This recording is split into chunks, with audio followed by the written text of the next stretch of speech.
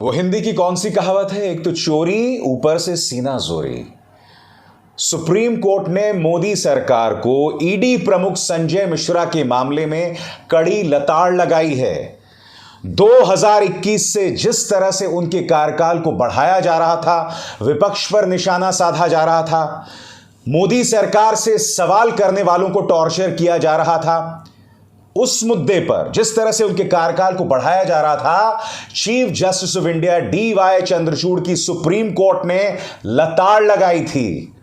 मगर मोदी सरकार को देखिए, अहंकार खत्म होने का नाम नहीं ले रहा दोस्तों, क्योंकि देश के गृह मंत्री अमित शाह का बयान सामने आया है। मैं वो बयान आपको पढ़ के सुनाना चाहूंगा और फिर मैं देश के गृह मंत्री अमित शाह से कुछ सवाल करना चाहूंगा। मैं आपको बतलाना चाहूंगा दोस्तों, उनका बयान सामने आया है। ईडी चीफ कौन है यह अहम नहीं, परिवारवादियों के भ्रष्टाचार पर जारी रहेगी कार्रवाई।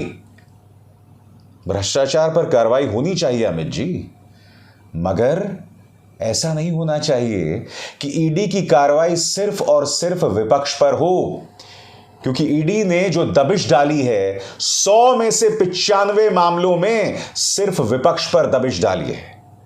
ढेरों ऐसी मिसालें हैं जहां भारतीय जनता पार्टी के नेता भ्रष्टाचार के मामले में लिप्त थे, मगर ईडी ने नजर फेर ली।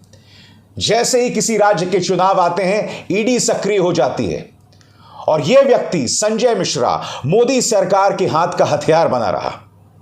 मैं आपको बताता हूं दोस्तों, अमित शाह ने दरअसल कहा क्या है। देश के गृह मंत्री अमित शाह आपकी स्क्रीन पर। ईडी मामले पर सुप्रीम कोर्ट के फैसले पर खुशी मना रहे लोग विभिन्न कारणों से भ्रम में हैं। केंद्रीय सतर्कता आयोग CVC अधिनियम में संशोधन, जिसे संसद द्वारा विधिवत पारित किया गया था, उसे बरकरार रखा गया है।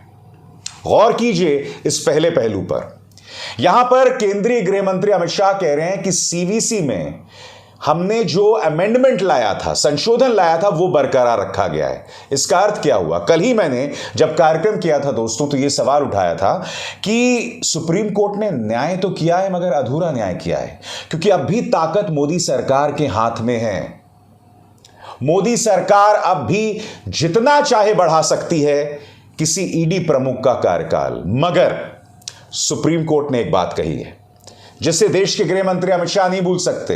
सुप्रीम कोर्ट ने कहा है कि अगर आप किसी का कार्यकाल बढ़ाएंगे तो आपको लिखित में जवाब देना पड़ेगा, वजह क्या है।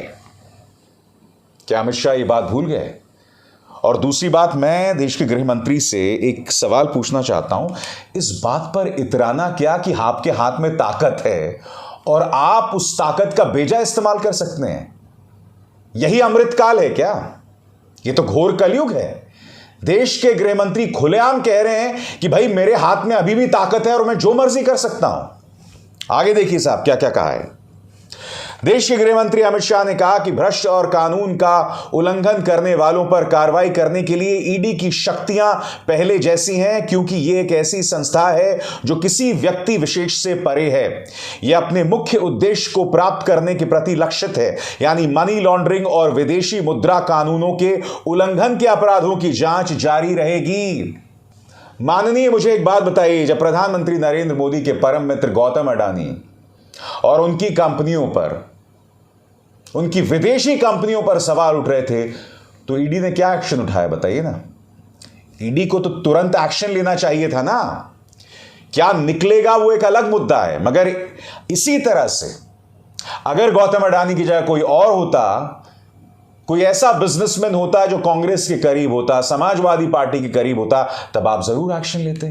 क्योंकि जैसे ही किसी राज्य के चुनाव आते हैं, आप सबसे पहली रेड राजनेताओं पर नहीं करते हैं। ईडी और इनकम टैक्स सबसे पहली दबिश डालती है बिजनेसमैन के ऊपर, वो बिजनेसमैन जो विपक्षी दलों के करीब हैं। CCD के प्रमुख, बंगलौर में जो CCD के प्रमुख हुआ करते थे, उन्हें इतना परेशान किया गया, उतना परेशान किया गया कि उस व्यक्ति ने आत्महत्या कर ली। उसका गुनाह यह था कि वो कांग्रेस के नेता DK शिव कुमार के करीबी थे। क्या कहना चाहेंगे आप इससे?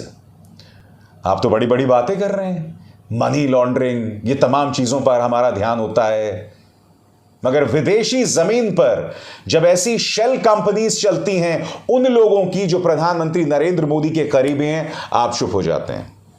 तीसरा पहलू अमित शाह का आपके स्क्रीन पर, यह महत्वपूर्ण नहीं ईडी का निदेशक कौन है, क्योंकि जो भी इस पद पर होगा वो विकास विरोधी मानसिकता रखने वाले परिवारवादियों के क्लब के बड़े पैमाने पर भ्रष्टाचार पर नजर रखेगा। इसका अर्थ क्या हुआ?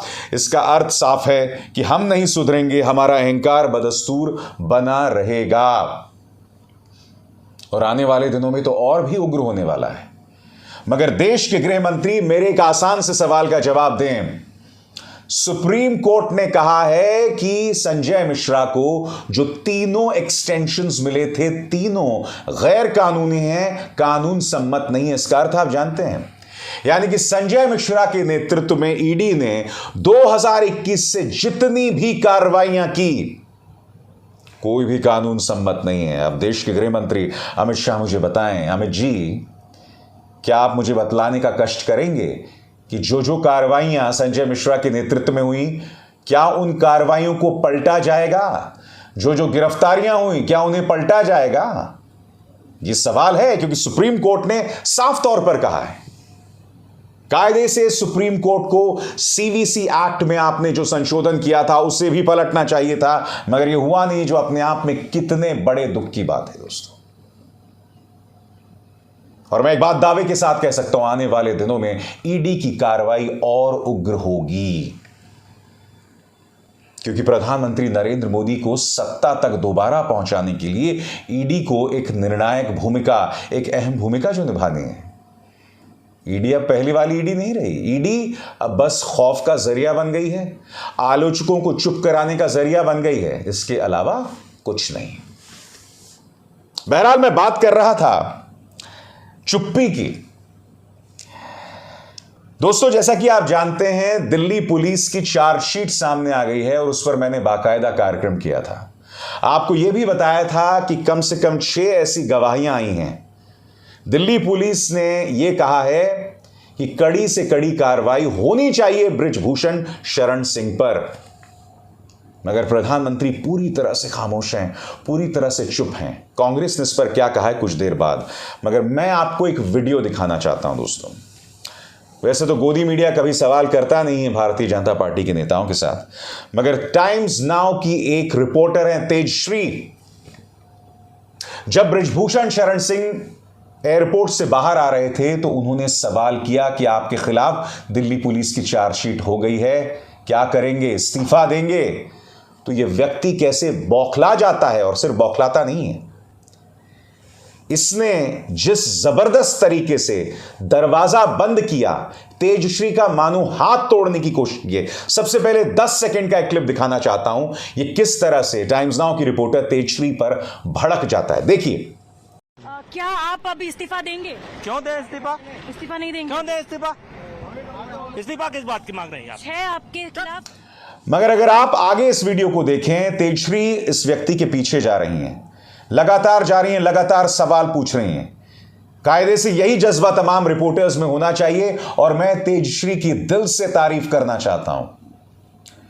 जब तेजश्री अपना माइक लगाती हैं तो यह व्यक्ति जोर से दरवाजा बंद कर देता है। तेजश्री का हाथ टूट सकता था दोस्तों। यह व्यक्ति देख रहा है एक महिला रिपोर्टर का हाथ है, माइक है, इतनी जोर से बंद कर देना। कायदे से आप माइक को धक्का दे सकते थे अगर आपको जवाब नहीं देना था, और फिर आप बंद करते। इस आदमी बृजभूषण शरण सिंह के दिल में महिलाओं के प्रति क्या भावना है, इस एक क्लिप से पता चल जाता है। चुप करके पहले चिल्लाता है किस तरह से, और उसके बाद जिस तरह से इसने दरवाजा बंद किया, यह दबंगई है। अब सोचिए, हमारी महिला पहलवानों के साथ जो इस देश की आन बान और शान है, इस आदमी ने किस तरह का बर्ताव किया होगा, क्योंकि चार्जशीट में, दिल्ली पुलिस की चार्जशीट में, ये तमाम चीजें हैं। मगर देश के प्रधानमंत्री पूरी तरह से चुप हैं। कांग्रेस ने इस पर सवाल उठाया है। सुनिए क्या कह रही हैं सुप्रिया सुनीत। चार्जशीट में संगीन आरोप आने के बाद, साक्ष्यों के आधार पर बनी इस चार्जशीट के बाद भी सरकार मौन रहेगी? क्या अभी भी प्रधानमंत्री कुछ नहीं बोलेंगे? क्या अभी भी महिला बाल विकास मंत्री स्मृति ईरानी अपना मुंह तभी खोलेंगी जब राहुल गांधी के खिलाफ विष उगलना रहेगा? क्या खेल मंत्री अनुराग गोली मारो ठाकुर तभी नारे लगाएंगे जब दिल्ली में दंगे कराए जाएंगे? इस चार्जशीट पर कोई कुछ नहीं बोलेगा।